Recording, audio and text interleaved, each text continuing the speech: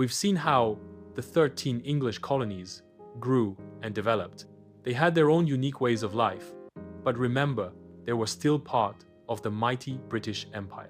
For over 150 years, things were mostly calm between Britain and its American colonies.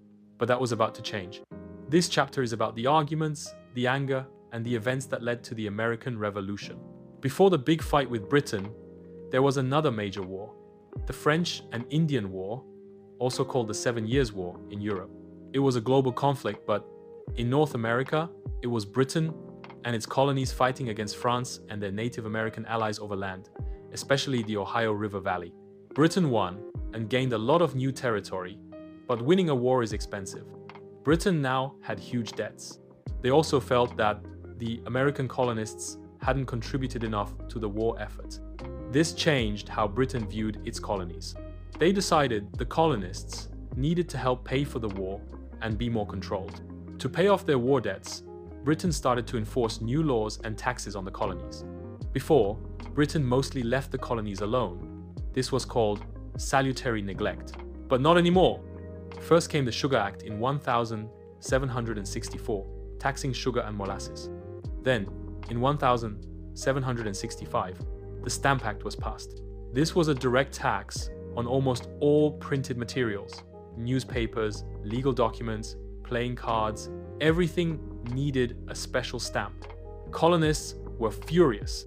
They argued they had no taxation without representation. This meant they believed the British Parliament had no right to tax them because they didn't have elected representatives in Parliament. It was unfair. The colonists didn't just complain, they took action. They organized boycotts, refusing to buy British goods. This hurt British businesses. Groups like the Sons of Liberty, led by Samuel Adams, organized protests and sometimes even intimidation against tax collectors. Women, known as the Daughters of Liberty, spun their own cloth to support the boycotts. The protests worked.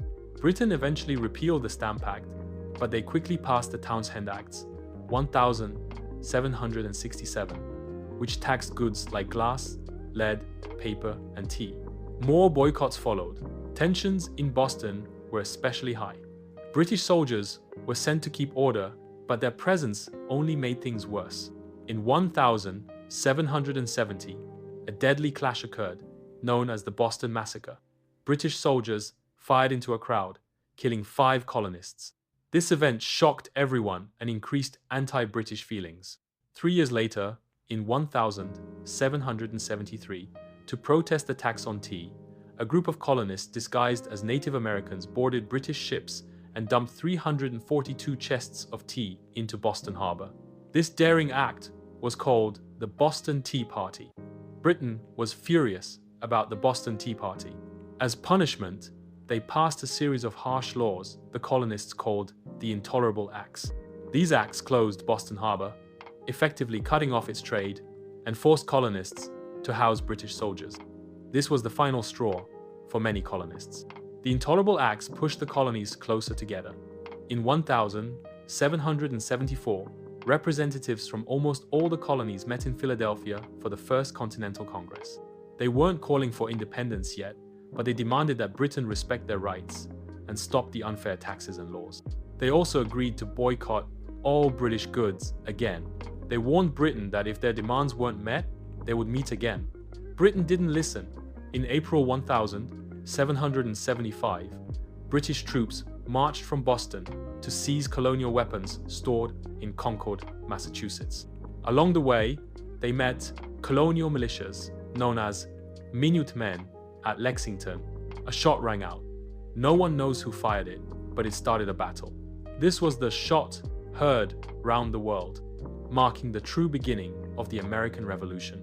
The British continued to Concord, but the colonists fought back fiercely during their retreat. So, the path from loyal colonies to rebellious states was paved with taxes, protests, and bloody clashes. From the end of the French and Indian War, through acts like the Stamp Act and the Boston Tea Party, to the very first shots at Lexington and Concord, the colonists had been pushed to their breaking point. The stage was now set for a full-scale fight for independence. If you found this video helpful, please give it a thumbs up and subscribe for more history content. And for additional resources and to support future videos, consider joining our community on Patreon. You can find the link in the description below. Thanks for watching.